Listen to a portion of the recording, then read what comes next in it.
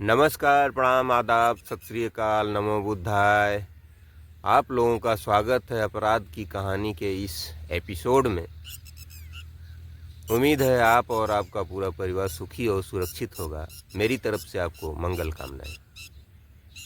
मित्रों, आज जो मैं कहानी लेकर आया हूँ वह है तेलंगाना के हैदराबाद शहर से। तेलंगाना के हैदराबाद शहर में एक परिवार रहा करता है और उस परिवार में एक बेटा होता है, एक बहू होती है और एक सास होती है और बेटे के 2 बच्चे होते हैं। जो सास होती है उसके पति का स्वर्गवास कुछ समय पहले हो गया था, इसलिए वह बेटे बहू के साथ हैदराबाद सिटी में ही रहती थी।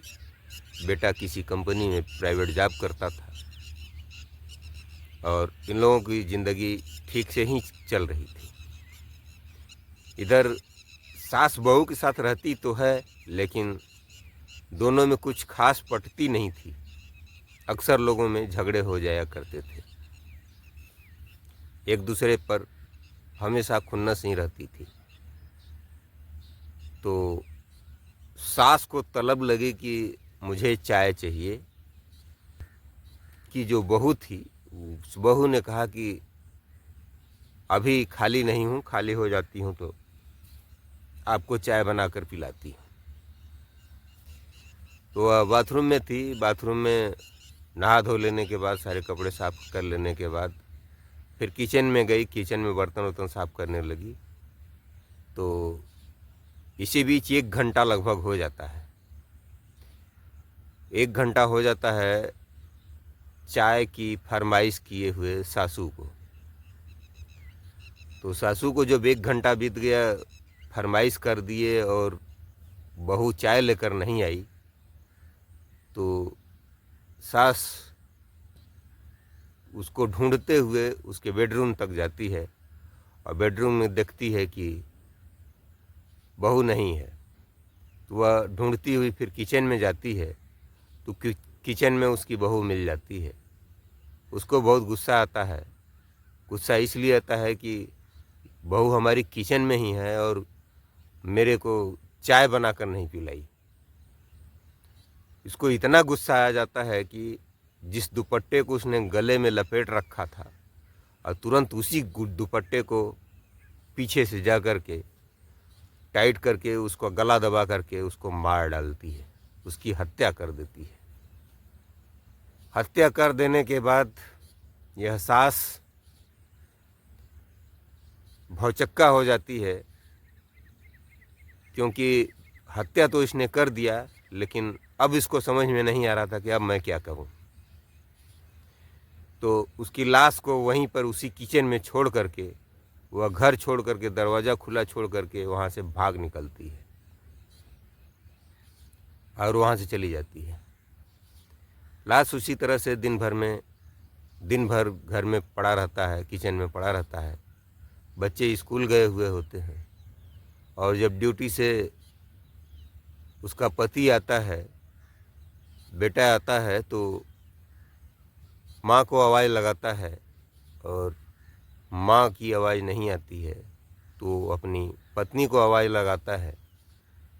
अब पत्नी का नाम था अजमेरी बेगम। अजमेरी बेगम को बुलाता है और अजमेरी बेगम भी नहीं बोलती हैं। तब वह ढूंढते ढूंढते बेडरूम में जाता है और फिर किचन में जाता है। किचन में अजमेरी बेगम की लाश देख करके उसके होश उड़ जाते हैं और वो चीखने चिल्लाने लगता है।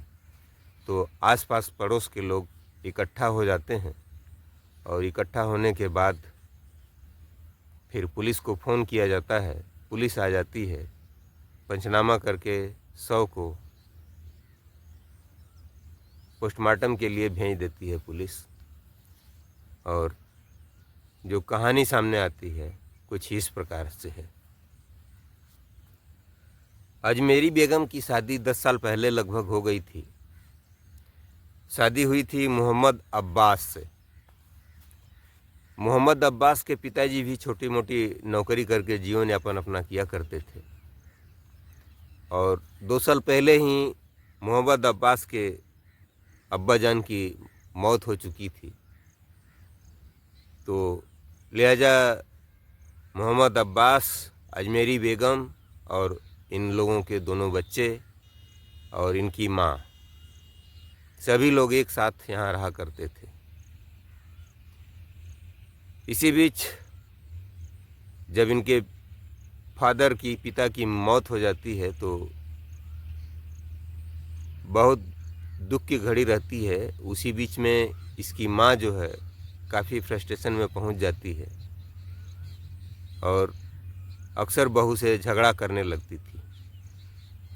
बहू से बराबर झगड़ा करती थी, लेकिन बेटे को जाने के बाद, बेटा जब ऑफिस चला जाता था नहा खा करके, उसके बाद झगड़ा करती थी और बेटा जब आता था तो सब कुछ सामान्य लगता था घर में। और इसी झगड़े के दौरान एक दोनों में इतनी खुन्नस होती थी कि उसकी बात मैं नहीं मानूंगी तो उसकी बात मैं नहीं मानूंगी। इसी खुन्नस में उस दिन सास ने जब बहू से चाय मांगा तो बहू ने चाय देने से मना कर दिया और घंटे भर बाद भी जब वह चाय लेकर नहीं गई सास के पास तो सास ने किचन में पहुंचकर बहू का गला घोट करके उसकी हत्या कर दी। यह घटना बहुत ही दर्दनाक थी और इस घटना को लेकर के सभी लोग हतप्रभ हैं। पुलिस पोस्टमार्टम रिपोर्ट का इंतज़ार कर रही है। पोस्टमार्टम रिपोर्ट आने के बाद सारी तस्वीर साफ हो जाएगी और अजमेरी बेगम की सास कहाँ छुपी हुई है उसको ढूंढ निकाला जाएगा। उम्मीद है यह केस जल्दी ही सॉल्व होगा। इसका खुलासा नहीं हुआ था, इसलिए मैंने इस कहानी को आप तक पहुंचाया। अगर यह कहानी आप लोगों को अच्छी लगी है तो वीडियो को लाइक कर दीजिए, हमारे चैनल को सब्सक्राइब कर लीजिए और मेरे साथ वीडियो में यहाँ तक बने रहने के लिए आपको धन्यवाद। और आज का वीडियो मैं यहीं पर समाप्त करता हूँ। कल रात 8 बजे मैं आपसे फिर मिलूँगा। तब तक के लिए आज्ञा दीजिए। नमस्कार, धन्यवाद, जय भारत।